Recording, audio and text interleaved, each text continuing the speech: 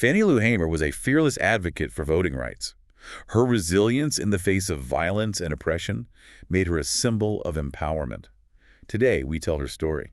It's incredible to think we're going to piece together her life using just excerpts from her Wikipedia page and a few notes you have for a podcast episode about her. Right. I mean, it really shows how much we can learn from even seemingly limited sources. Absolutely. So let's dive into this deep dive. So Fannie Lou Hamer, what a force of nature. I mean, born in Mississippi in 1917, the youngest of 20 children. Wow, 20 children. Talk about making an entrance. That's a huge family, even by today's standards. Can you imagine growing up as part of a black family in rural Mississippi during that time? It must have been incredibly challenging. Her family were sharecroppers, right? And she started picking cotton at 6 years old. Yeah. It just breaks my heart. It's hard to even fathom starting work at such a young age. It really speaks volumes about the realities of that era and the systemic hardships faced by black communities. And yet, even with limited schooling, she was clearly brilliant. The Wikipedia page mentions she loved reading and excelled in spelling bees. She even became the plantation's time and record keeper because she was the only one who could read and write. That's amazing. Right. It shows her incredible drive to learn and succeed, even within a system designed to hold her back. What a testament to her resilience. But then, in 1961, she undergoes surgery for a uterine tumor, and a doctor performs a hysterectomy without her consent. Oh, wow. It's just horrifying. Yeah. This Mississippi appendectomy, as they called it, was used to control the black population. It's a chilling example of medical racism and a stark reminder of the systemic injustices black women faced. I mean, to be violated in such a personal and profound way, it's hard to even grasp the trauma. It's unimaginable. But it was this experience, coupled with a lifetime of oppression, that really fueled her fight for civil rights. In 1962, she makes her first attempt to register to vote, an incredibly brave move in Mississippi at that time. Yeah, you have to admire her courage, knowing the potential consequences. The right to vote was fiercely contested, and for black Americans, especially in the South, it was often met with intimidation and violence. Absolutely. She lost her job and was even shot at. Yet, despite these risks, she persisted. Wow. It's inspiring to see her refusing to be silenced. And it wasn't just about her individual right to vote. She co-founded the Mississippi Freedom Democratic Party, the MFDP, to challenge the all-white Democratic delegation at the 1964 Democratic National Convention. She was fighting for her entire community. It's incredible how she went from experiencing such a personal violation to fighting for the rights of so many.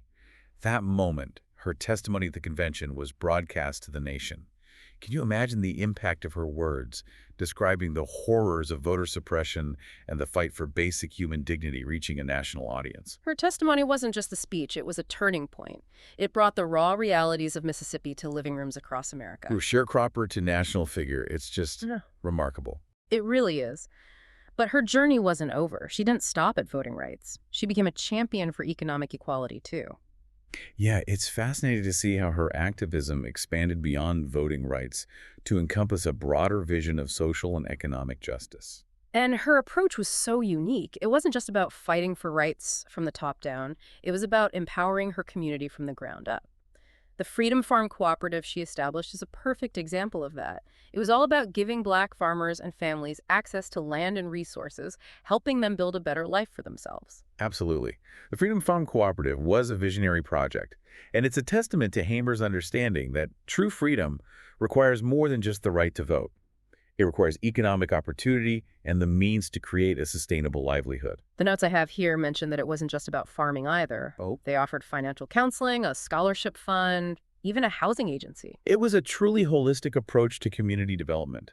Hamer recognized that systemic change required addressing multiple layers of inequality. And it's incredible to think that all of this came from a woman who had experienced so much hardship herself. Yeah. I mean, besides the forced hysterectomy, she was arrested and brutally beaten in jail in 1963 just for trying to register to vote. The Winona incident, as it's known, left her with lasting physical and psychological scars. The Winona incident is a stark reminder of the brutality and violence that permeated the Jim Crow South. It's hard to believe that such atrocities were committed against people simply for trying to exercise their basic rights. It's heartbreaking. But Hamer never let these experiences break her spirit. She continued to fight for justice, not just for herself, but for her entire community. Her resilience is truly inspiring. She used her platform to amplify the voices of the marginalized and to challenge the power structures that perpetuated inequality. And she didn't limit her activism to any one cause. In addition to voting rights and economic justice, she was also a vocal advocate for women's rights. The Wikipedia page mentions she co-founded the National Women's Political Caucus. It's remarkable how she recognized the interconnectedness of various forms of oppression.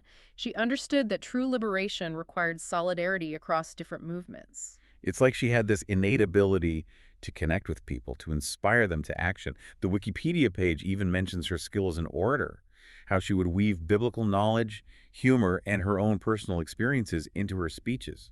Hamer had this incredible ability to connect with people on a deep emotional level.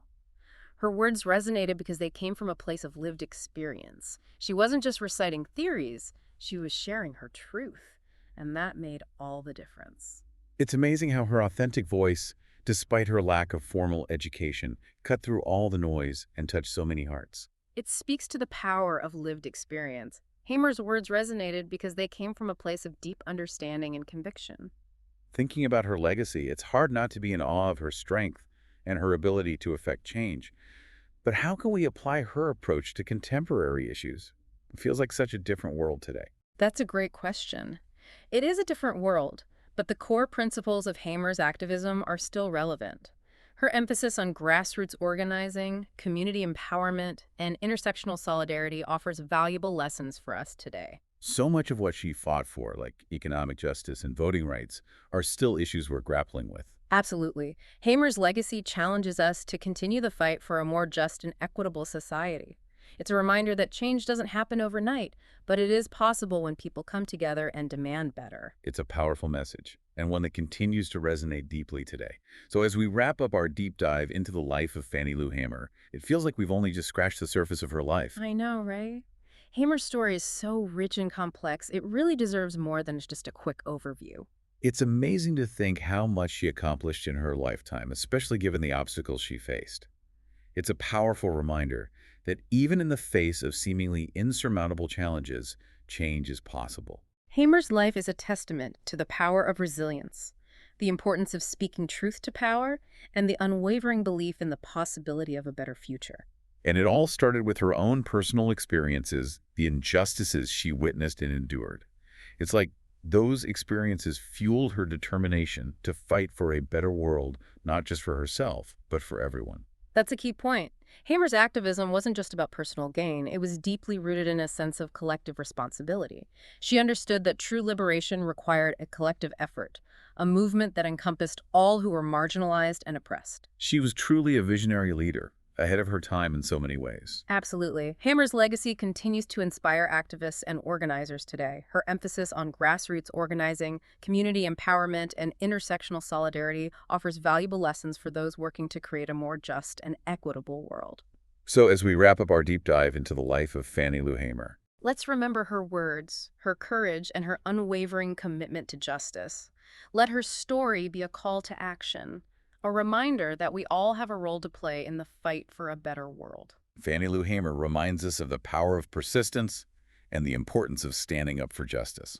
And as we conclude this deep dive, let's carry her spirit with us. Let her story inspire us to continue the fight for a better world.